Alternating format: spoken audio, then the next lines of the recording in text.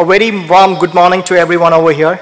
I think I am the kind of the guy who's out of the box over here, a little baby out here among the panelists. I would be talking on a very different perspective altogether. So the panelists, all the eminent panelists over here, they've set the mood for the current educational system that we have at place. So I'll tell you something about the future, about how artificial intelligence is going to change our future and the space and how we deal with things. Okay? So let's go forward. Artificial intelligence would be something that you would have been hearing these days quite often.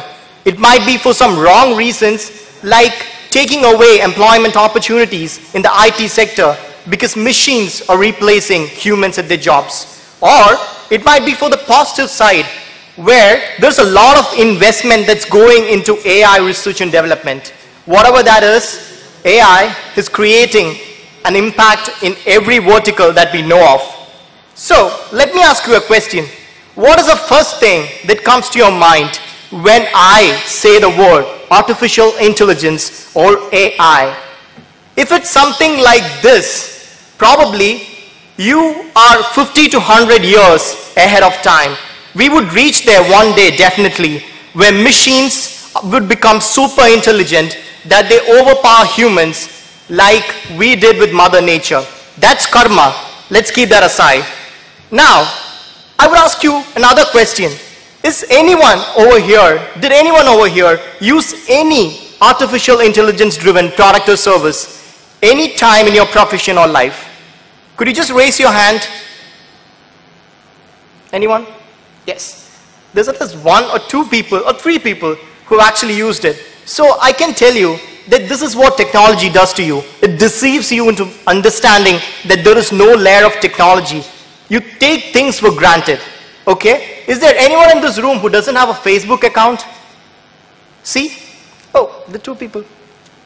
So it's almost like 100% Facebook literacy, but you still don't know how Facebook works. That's bad. See, you might have a Facebook account and you might be uploading a lot of pictures on Facebook, right? And when you upload a picture of your friend on Facebook, Facebook intelligently tells you, this is so-and-so person in your friend list, do you want to tag him? How does it identify that? Have you ever wondered, have you even given a thought about it? So I'll just give you an idea of how this works to set the mood for what artificial intelligence basically is. Okay? So you know the guy on the right side, right?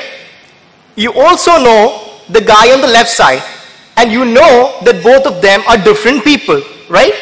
Now, even I show you a picture like this, you still know that they're different people because your cognition works in such a way that is mimicked by artificial intelligence. So assume a case where you are a friend of both Loknath Behra and Pashanam Shaji, as he's nicknamed as. Okay, let's call him Shaji for the time being. You're a mutual friend of both these people and you are uploading a picture of Shaji on Facebook. Now, Facebook has a task to identify that this guy is Shaji and not Behra or any other of your friends. How does it do that? The moment you upload a picture, what happens is it tries to identify if there is a face, and then it converts it to a black and white image because colors are irrelevant and only gradients matter. And then it identifies each and every feature, converts it into a holographic vector image, and then is the part of artificial intelligence. See, you know how I look from the front, right? Now if you see a picture of me facing sideways, you might be probably able to tell with 50% probability that this is Arjun. But once you understand that this is Arjun, next time you see my side face image, you know with about 90 to 100% probability that this is Arjun. So each encounter you make with me, there is something that happens inside your brain which stores images of me or my facial expressions or my various attributes and my various avatars so that your brain learns from every experience. So this is what artificial intelligence also does. It basically learns from the experience that it encounters. So let's say, for example, Shaji has previous pictures uploaded on Facebook, and Facebook has done a learning based on those pictures. So he has 3 pictures, say for example, and from all these pictures, Facebook has created an HOG vector image of how Shaji might look like. Okay, so when you upload a picture of Shaji, what happens is it compares this HOG vector image with the enormous learning that it has from all your friends' vector images, and then it finally gets a match, and then it tells you this is Shaji. So imagine the moment you upload, all this happens in the background. So the kind of technology that is being used these days, people actually don't know what they're using. Since none of you raised your hands, now you should be ashamed knowing that you have been using artificial intelligence every day, day in and day out. Okay, I can ask you another question. Is there anyone who's not used Google search in their lifetime? Nobody. See, do you know how Google search works? How much of artificial intelligence and machine learning goes behind when you actually search a keyword? If you don't know, you should probably go Google search that too. Okay? So, now you know how to answer this question when somebody poses this to you later at this point, right? So, you have a key takeaway that you're using artificial intelligence day in and day out. So, this is the basic concept of how artificial intelligence versus normal intelligence is. This is a graph saying how intelligence among living creatures are. Probably you can place an ant at the bottom, you have bird, you have chimpanzee, you have a dumb human, you have Einstein. You can probably replace Einstein with yourself or some person whom you think is the most intelligent person you've encountered in your life. But still, the realm of your understanding of intelligence is between the ant and the most intelligent person. And you have artificial intelligence growing over time. But the fact is, as time goes by, artificial intelligence would have its intelligence level going up in such a way that human intelligence would be negligible. So that is the power of artificial intelligence, the things that it can do over time. So now I'll tell you what artificial intelligence basically does. So it learns from experiences, it can create perspectives, it can use the learning to reason, it can recognize images, it can understand languages and its nuances, and it can solve complex problems based on all this learning.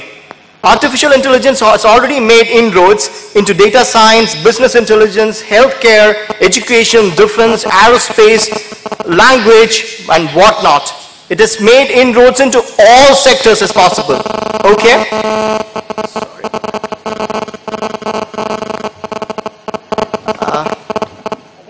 So I'll just go delve into artificial intelligence and education.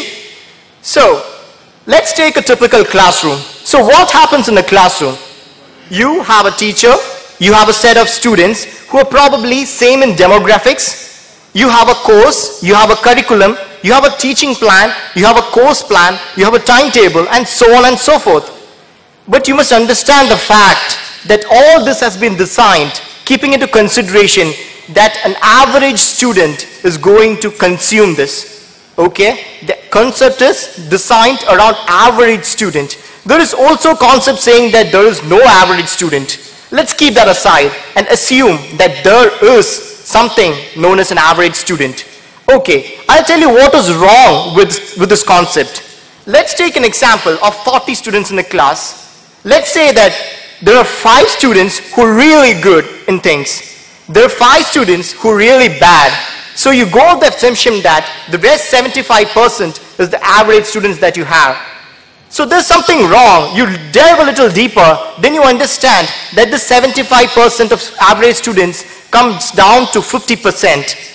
And you look a little deeper, you understand that there are smaller clusters of people who have similar behavior, similar learning capability and intellect. So you end up going to such a level that you find there are 17 group of students within the 40 students in the class. How do you manage to, or expect all the students to be happy learning the same course material which has been designed for an average student? So that becomes practically impossible to come up with 17 different teaching plans, 17 different course plans, 17 different timetables for the 17 group of students. So there is where artificial intelligence comes in the aid. So what can be done is personalized learning, where an artificial intelligence system would basically act like a central repository and help you learn at your pace. You have lots of organizations across the globe who are doing this. I can tell you an example of a company named Third Eye in the US who are basically into mathematical tutoring. They do nothing else other than mathematical tutoring. So how they work is, they would probably pose questions to you in particular areas, just like any other online learning platforms. So once you learn a particular, say for example, they pose 5 questions to you in algebra, they might not pose 5 questions to another guy who's taking the same course because he might be really good at it that he needs to only be posed with 2 questions. Or there might be a student who might need 50 questions to understand that particular concept.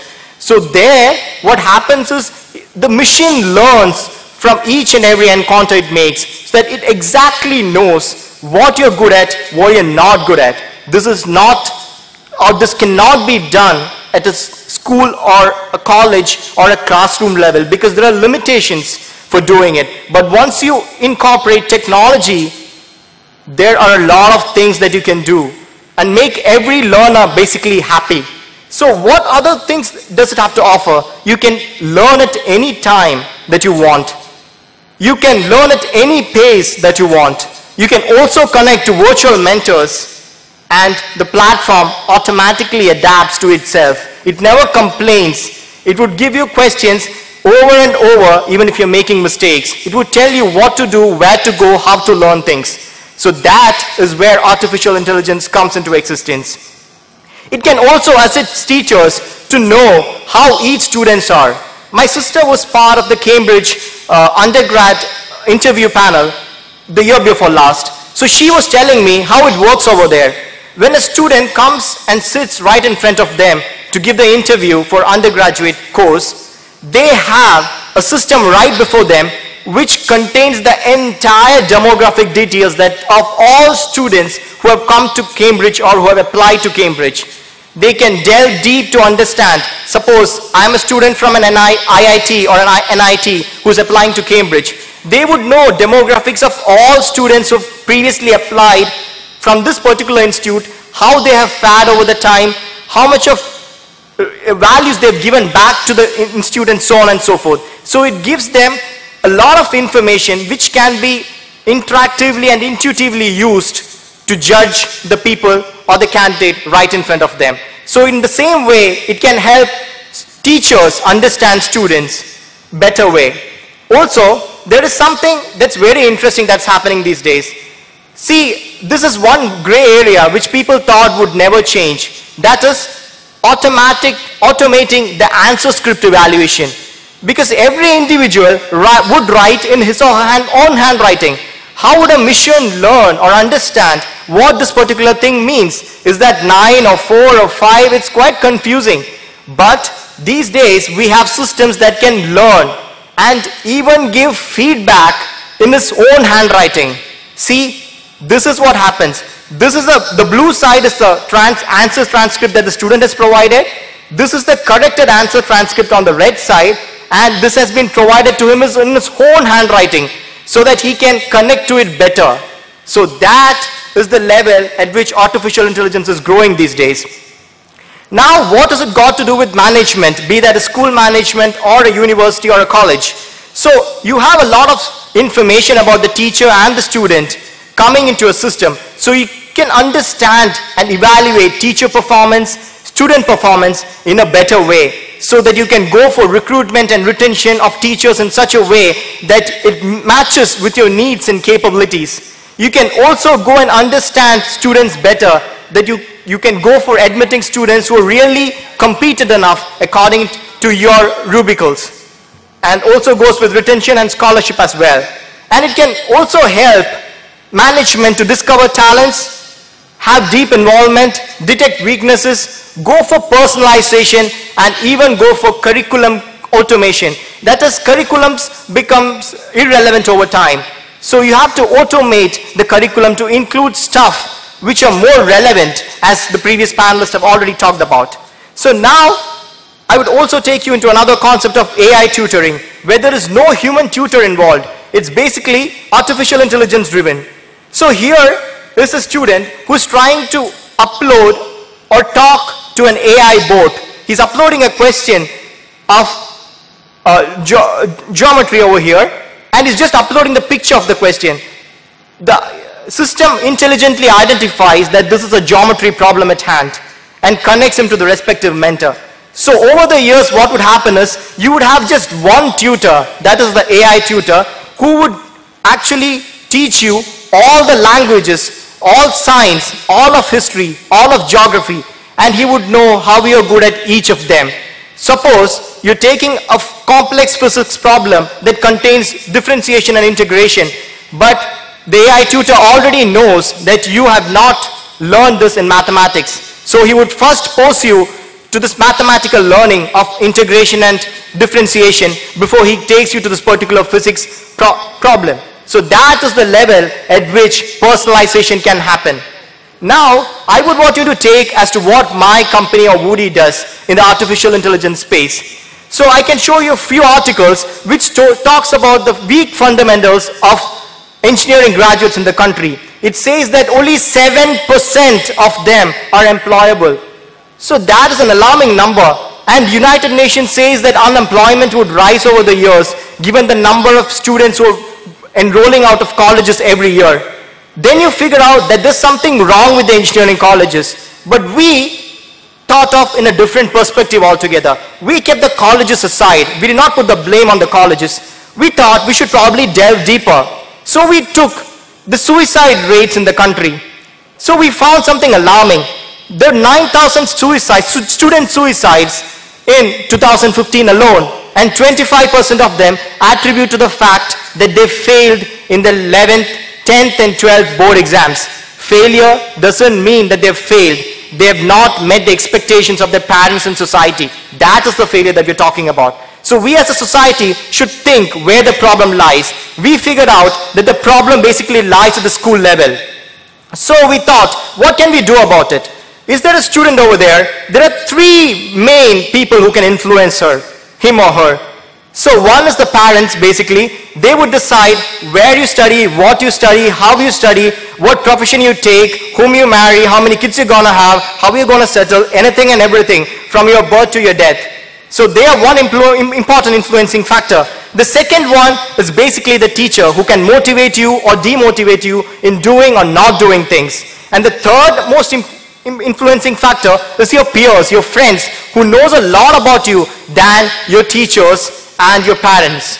So what we thought was to bring a platform so that we can have information from all the stakeholders at one place, so that we can do some data analytics with artificial intelligence in space, so that we can understand what each student is really good at, to derive their talents, skills, so that they can excel in their fields of their interest. So at the end of the day, we have happy individuals.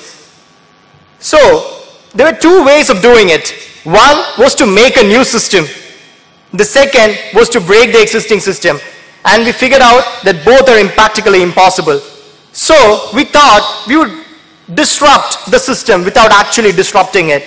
It would sound quite confusing, but I'll tell you how we were planning to do it. We came up with a free product powered by artificial intelligence for the education sector.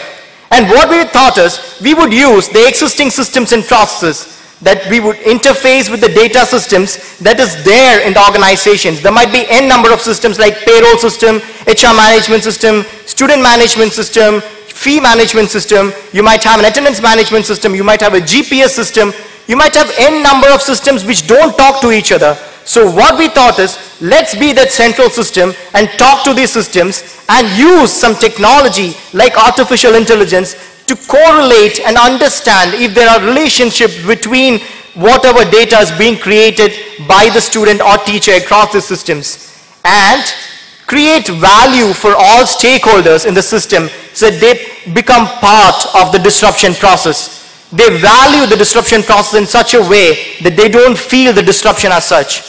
So what we thought is, we would have the system in place where we would identify the talent, skill, behavioral insights of each student, and we would let know all the stakeholders what each student is really good at. And we would also identify mentors from across the globe so that they can be connected to these mentors to take them forward. Suppose you want to be an astrologer out of nowhere. How would you go about it? You would search on Google how to be an astrologer, but you're still not sure how to convince your parents that you want to be an astrologer. But what if we've got a mentor from somewhere across the globe who can really help you out becoming an astrologer when you're in your 5th standard? Think about it. Think about such a platform that can really change your lives. So now what happens is each student would be evaluated based on his or her caliber skills as students. Okay, let me give you an example. You're comparing Sachin Tendulkar on one side with Lionel Messi, saying that both are sportsmen. That is how you compare a 5th standard student with another 5th standard student, which we feel is totally wrong. A 5th standard student who is good in literature should be compared with a 5th standard student who is good in literature, not good in mathematics. There's no point in comparing them. They're incomparable.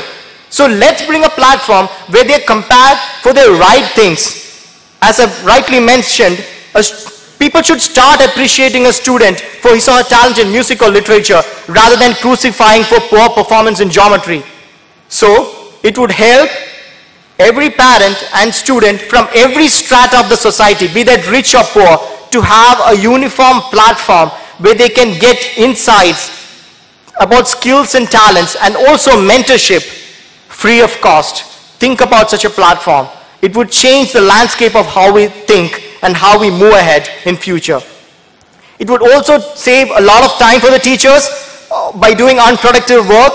It would even eliminate the need for knowledge transfer. That is, when a teacher is teaching a particular subject, she carries a lot of information about every student in the class in her head. And when the teacher leaves, she carries that information along with her. And when a new teacher has walked in, she has to understand what the class is basically made of, and it takes a lot of time. So basically there's a lot of time just wasted understanding human individuals. So let's give that job to an artificial intelligence system instead. So our basic aim is to make every child invincible. So WUDI basically means invincible. So we are basically, this company was basically started by me and my sister. My sister is a Cambridge scholar. She's a Forbes listed and Telegraph listed social entrepreneur and academic. She's based out of UK, and our team spreads across the globe. You name any country, we have an expert from there. We basically have people from MIT, Harvard, Cambridge, Cardiff, Oxford, and all colleges like IITs, NITs, Jadavpur, IISc, and so on and so forth from India, working on this product. So we have been in the news for all the right reasons, because we are trying to create an impact with a free product in the educational sector. But there's this one message from a 12-year-old girl that gave us goosebumps. So this girl is 12 years old and she's a student in Choice School, Cochin. So she says that I'm a published writer and I hold the national record for the youngest English fiction author. But my parents still blame me for my poor performance in mathematics. See, that is the society that we have. So she was saying that how our system would eventually help her and students like her across the globe to really focus on their talents and skills.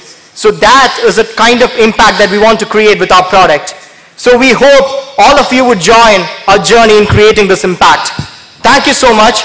I would like to really thank Future Kerala and Mr. Kumar in particular for giving such an amazing opportunity to share the dais with such an incredible, eminent personalities and such a wonderful crowd. Thank you so much. A very good afternoon to all of you.